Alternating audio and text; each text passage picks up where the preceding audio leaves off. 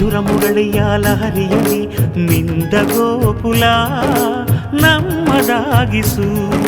ಶಿವನನು ಪುರಾನುರಣಿಸು ಆ ಕೈಲಾಸವ ಕಣ್ಣ ತುಂಬಿಸು. ಸೌಂದರ್ಯವೆಲ್ಲ ಏಕವಾಗಿ,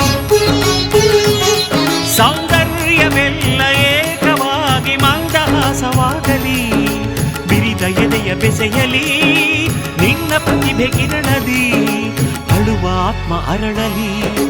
ಅನಂತ ಅನಂತ ಸುಖದ ತರಂಗ ಮೃದಂಗ ನುಡಿಸು. ಅಶಾಂತ ವಿಶಾಂತ ಮನದ ವಿರಾಗ ವಿಯೋಗ ತಣಿಸು ತಣಿಸು.